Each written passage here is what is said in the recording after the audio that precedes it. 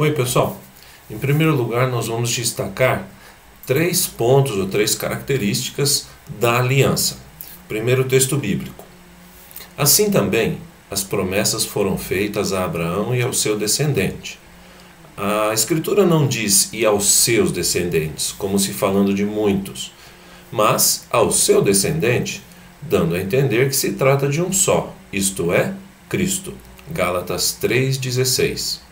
Bom, a primeira característica da aliança bíblica que nós vamos estudar essa semana é que ela dizia respeito a Cristo. Essa é a interpretação de Paulo. Quando ele analisa a aliança feita com Abraão, ele diz que essa aliança dizia respeito, em termos finais, à pessoa de Jesus Cristo.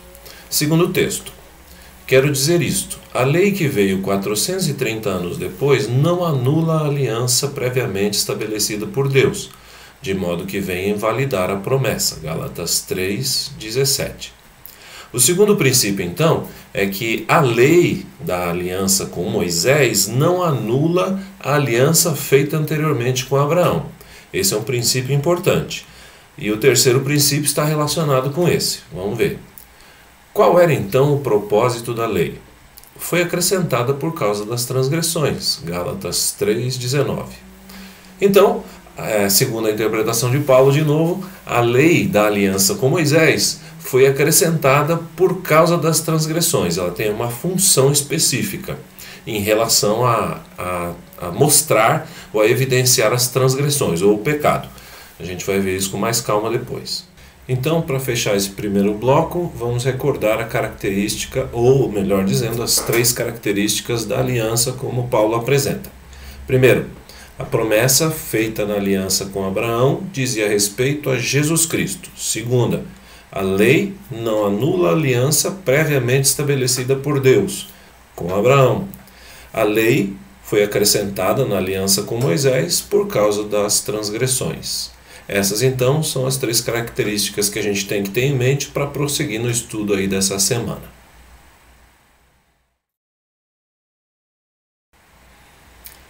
Gênesis capítulo 6, os versos 13 e 14.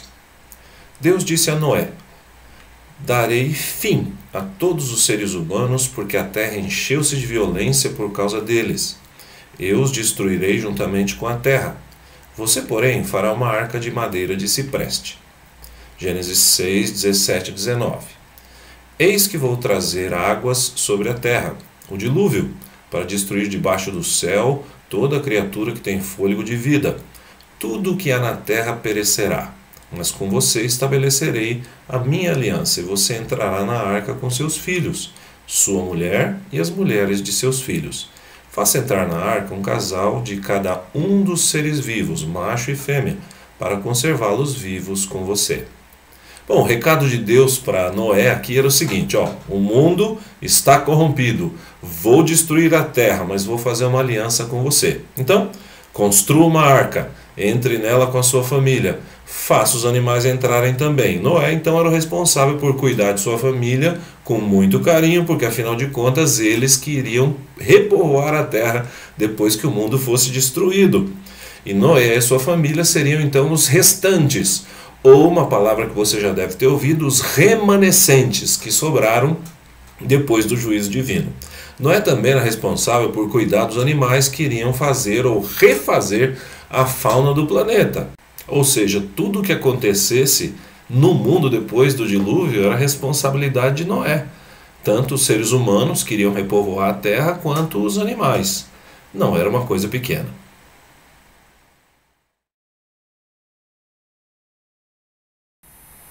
Então o Senhor disse a Abrão: sai da sua terra, do meio dos seus parentes e da casa de seu pai, e vá para a terra que eu te mostrarei. Gênesis 12, 1.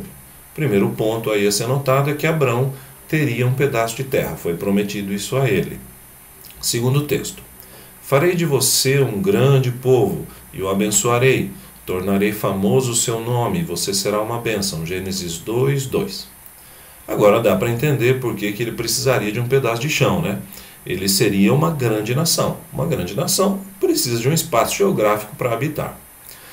Um próximo texto. Abençoarei os que o abençoarem e amaldiçoarei os que o amaldiçoarem. E por meio de vocês todos os povos da terra serão abençoados. Gênesis 12, 3. Se o Messias iria nascer da descendência de Abraão, dá para entender por que essa família precisava ser uma grande nação. O Salvador precisaria de publicidade. Não daria para ele nascer e ficar escondido numa caverna. Não, ele iria nascer de um povo grande, famoso, as pessoas, para saberem, reconhecerem, saberem pelo menos da existência, né, do Salvador, ele precisaria nascer de um povo, de uma grande nação, reconhecida pelo mundo todo. Dá para entender também porque essa nação seria colocada no lugar onde é hoje a Palestina e era o antigo Israel. Aquele lugar era uma ponte natural, né? É uma ponte natural entre África, Europa e Ásia. Ou seja, era um lugar estratégico onde as pessoas, para fazer o seu comércio, coisa e tal, tinham que necessariamente passar. Então, o Salvador teria publicidade que precisaria para ser conhecido do mundo, das nações de então. Portanto, a parte de Abraão na aliança era sair da sua própria terra, esperar para ter um filho todo seu, ser fiel a Deus e ser uma bênção para as pessoas com quem ele convivesse, enquanto ele vivia ali na terra da Palestina, que na época era Canaã. Como é que você vai ser uma bênção se você desobedece a Deus? Então, Abraão tinha que ser um cara obediente também. Essa era uma coisa importante.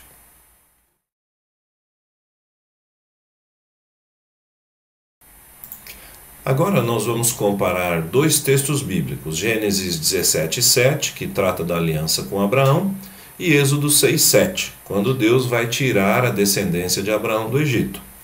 Então vamos lá. Estabelecerei a minha aliança como aliança eterna entre mim e você e os seus futuros descendentes para ser o seu Deus e o Deus dos seus descendentes. Gênesis 17:7.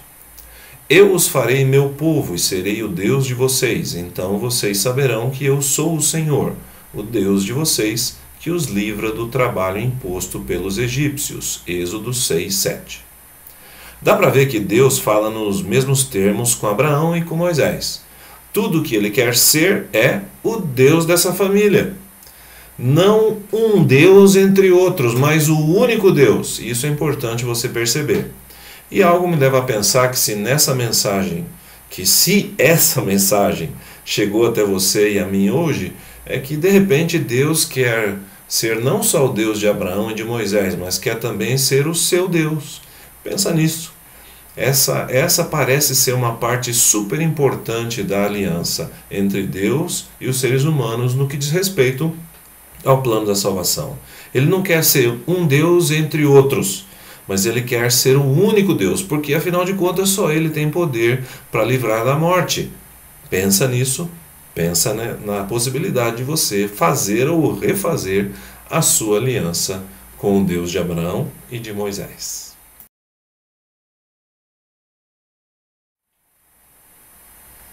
Duas coisas sobre a nova aliança. Primeiro, no livro Interpretando as Escrituras, este livro aí, existe uma informação muito interessante sobre a palavra hebraica traduzida por nova, que seria uma nova aliança. Veja lá. O adjetivo novo na expressão nova aliança em Jeremias 31:31 é o termo hebraico shadash. O termo significa renovar ou restaurar. Segundo sentido é que pode ser algo novo, que ainda não estava presente antes na mesma qualidade e nem na mesma forma.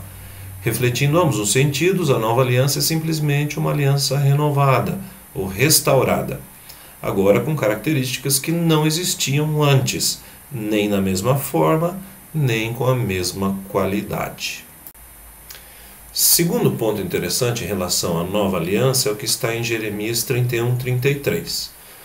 A lei faz parte também da nova aliança. Veja o texto. Esta é a aliança que farei com a comunidade de Israel depois daqueles dias, declara o Senhor. Porei a minha lei no íntimo deles e a escreverei nos seus corações. Serei o Deus deles e eles serão o meu povo.